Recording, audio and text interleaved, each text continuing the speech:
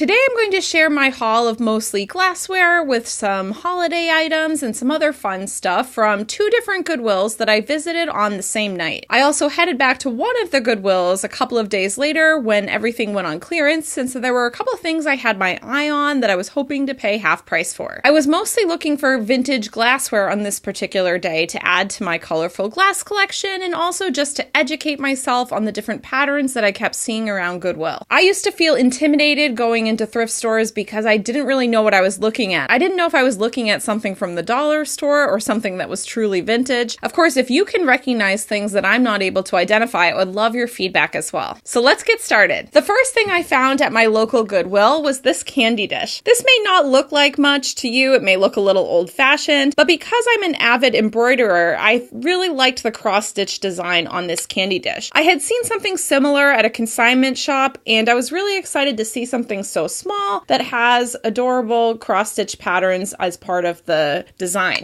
So this is a lidded candy dish, and it is made by Royal Winton in the Queen Anne pattern. So this candy dish is fairly old. This pattern was started in 1936, I believe, so I'm not sure exactly what era this came from. And some of the items from this pattern sell for quite a lot of money on eBay. I wasn't able to find this particular candy dish in sold listings on eBay, and it's got a little bit of crazing, some wear to the gold on the edge, but I just think it's really cute, and it's kind of a nice way to get this cross-stitch pattern into my collection without getting one of the more gaudy dishes that you sometimes see in this pattern. So that was a really exciting find. I paid $2 for this candy dish. The next thing I found at Goodwill was this little blackbird and sunflower trinket dish. With some research online, I found out that this is probably by Midwest by Cannon Falls, which is a popular trinket dish maker. I just thought the design was really cheerful. I liked the two little birds, and I couldn't resist. It was sitting there on an end cap, and I knew if I waited, it would probably be gone the next day. I also paid $2 for this trinket dish, and they may sell on eBay for $12. Obviously, this is for my personal collection, but I kind of like to know what they're going for to feel like I got a deal. The next thing I found was this adorable Christmas caroler bell. I really liked the design on this bell, and I thought she was really, really cute, and I could not leave her behind for $1. I recognized the style of making the eyes, and I figured it was probably something that was made in Taiwan or made in Japan, and I was right. I was able to find these online. They're part of the Holiday Memories collections. This might be called an old-time caroler, and sometimes she came with a male partner. I did go back to see if I could find the other one, but perhaps she just came like this, and I'm excited to add her to my Christmas collection once the holidays roll around again. The next thing I found on the end cap really surprised me. It is this Fenton Opalescent blue hobnail candy dish / compote. I was excited to find this because I often see these hobnail opalescent dishes at consignment stores, and they go for more than I really want to pay. This was only $4, and since it was the first time I saw one of these Fenton compotes in the wild, I had to grab it. I love the blue color, and although this isn't the most practical design for my style, it's a nice piece. It was exciting to find at the thrift store, and I'm excited to have it in my collection. I've seen these selling online for about $15 or $20, sometimes a little bit less. The next thing I found at this particular Goodwill was this beautiful aqua colored glass. This glass is made by Hazel Atlas in the Capri pattern. I love this color, and I didn't have this particular shade of blue in my colorful glass collection, and so I was happy to grab it. This glass was just by itself, which seems to be a trend with the vintage drinking glasses. I've seen these glasses selling in mismatched sets for about $12 for 4 or something like that. So paying $1 for this was fine by me. So after finishing up at my local Goodwill, I headed about 20 minutes away to one that I had heard was really good. It's one of the big regional ones, the one that also has the bins there. I had heard a tip from a friend of my mom's whose daughter has an antique booth that this particular Goodwill was good for finding vintage glassware. I had some good luck on this particular visit, but since then I've noticed that it's a little bit hit or miss, just like any other Goodwill. The first thing I found at this Goodwill is this hobnail-style divided candy dish. I was excited to find this because I had seen a similar one with a lot of dishwasher damage or a lot of hazing inside the glass at my local Goodwill. And these are fairly common dishes. They don't sell for very much online, but I really like them. In my research, I found that this is by Anchor Hocking, which you can't really tell if it's true because it's not marked, but I like the hobnail style on the bottom. I think this is a very practical size and shape for these type of dishes, and I was happy to add this to my collection. I paid $2 for this one. The next thing that I found at this Goodwill was this amber juice glass. As you can see, this is an amber juice glass, also in the Lidl Milano pattern. And in my research, I found that you can tell that this is, I believe, the Milano pattern versus the Lido, which is the earlier version, because the design doesn't reach all the way to the top and it's amber. Those were made in the 70s, whereas the earlier version were made in an earlier period. This was the color that my grandmother had when I was a kid, so I was happy to find it. It's not a color I really want a lot of glasses of, so I'm happy to find just one to add to my colorful glass collection. This glass was 50% off, so I paid 50 cents for it. Also in the glassware, I found this vintage glass. Since I found this, I've learned that the design on here is called needle etching. I haven't exactly been able to identify the maker, but this is a pattern you do see from time to time. In later hauls, I'll show you the other ones that I've picked up. I love it. I think it's really cute. It looks like a little tiny fountain glass that you would have had at a soda fountain. It's a little juice glass, and it was in great condition for something that's probably pretty old. It has some faceting, which makes it interesting and unusual, and I was happy to add this to my glass collection. This had lost its sticker, and I paid $1 for it. Also on the glasswares shelf, I found this tidbit tray. Tidbit trays may not have any particular value, but because they're definitely indicative of a certain era, I was happy to find one. This one was incredibly dirty, and it really cleaned up nice. I liked the hand-painted detail with some blue and pinkish red flowers here,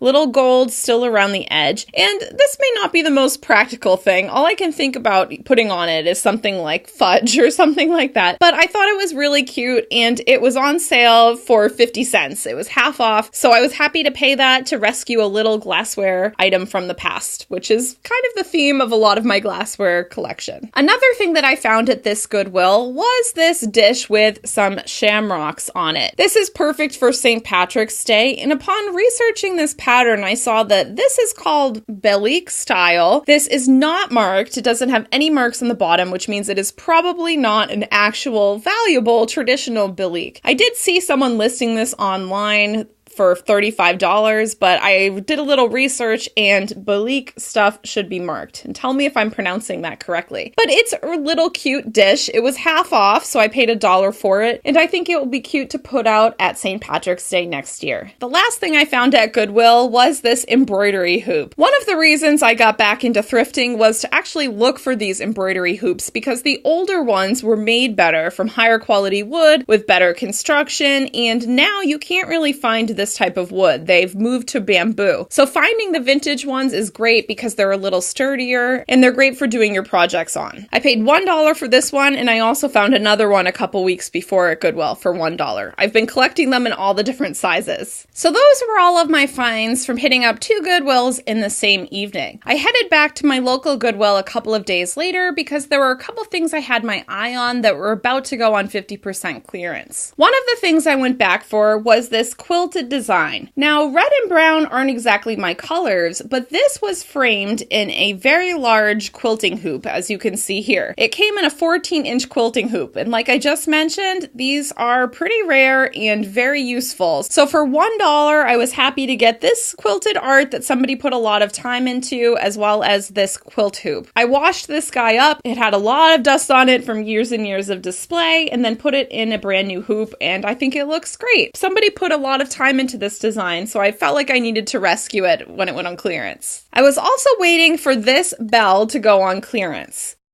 This bell was incredibly dirty when I got it. For some reason, I was really drawn to this Father Christmas style bell. It definitely looks vintage, it has a lot of crazing on it, and I haven't been able to identify the maker yet. He needed a serious bath. I don't know where this was stored, perhaps it was stored next to a wood chimney, but it was covered in all kinds of grime from years and years of display. But since it's a seasonal item, I don't know how it got that dirty unless it was out every single season. I really think this this bell is super cute and I felt like I needed to rescue him from Goodwill, and I'm really glad that he was still there on 50% off day, so I just paid $1. I also went back to Goodwill for these plates. In my research, I found that this is by Ellie Smith. It's called By Cracky. I actually bought one of these for $1 the week before, and I decided that I wanted to get the rest of them if they were still there for 50% off. I got a set of 4 of these By Cracky plates for 50 cents for 3 and $1 for the other one. I think this design is really elegant. I love the way that it shines in between the lines, and it's a practical size plate with a little simple elegance, a style that I tend to be drawn towards. These don't sell for a whole lot online. They sell for about $10 for 4 of them, and these are for my personal collection. Perhaps I'll use them to put some jewelry on, or I'll use them to serve little hors d'oeuvres at some point in the future, but having 4 small little plates in this pretty design was definitely worth it to me. Since I went back to Goodwill a couple of days later, I decided to pick up the coffee cup version of the Hazel Atlas Capri pattern in blue. I think there were 4 when I originally went there, and somebody left behind 2, and I said, okay, I don't feel obligated to get all 4, but I will get 2 of them. A couple of days later, I went to another local Goodwill, and I found another one. And I found a number of the other glasses in the same set, but they were all chipped. I've heard Nesting Haven mention that Goodwill seems to distribute out collections of items, and it definitely seems that way. I shop at the same network of Goodwills, and so I think that they may have had a big collection of these Hazel Atlas glasses and then just sent them out to other stores in the local area. So now I have 3 coffee cups and 1 juice glass in this particular pattern, and I think I'm all set. One of the things I like about collecting glass from thrifting is that you don't have to get a complete set. You can have a mismatched set, and it has a little bit of style on its own. The next thing I found at Goodwill was this adorable bee chime set. I actually love the sound of chimes and bells, as you can probably tell from the fact that I've picked up quite a few bells already, and it was only $1. I think it's perfect for putting on the desk and just kind of,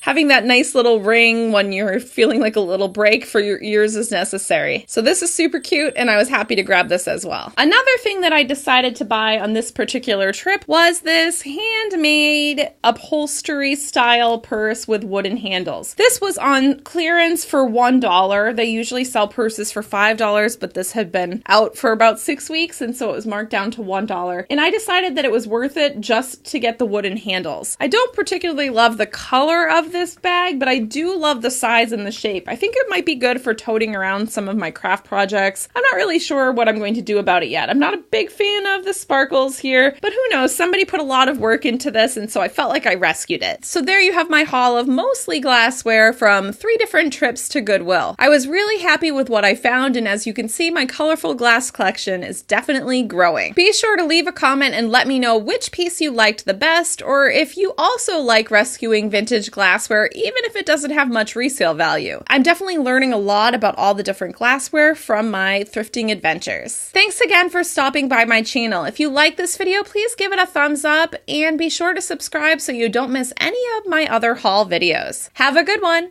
Goodbye.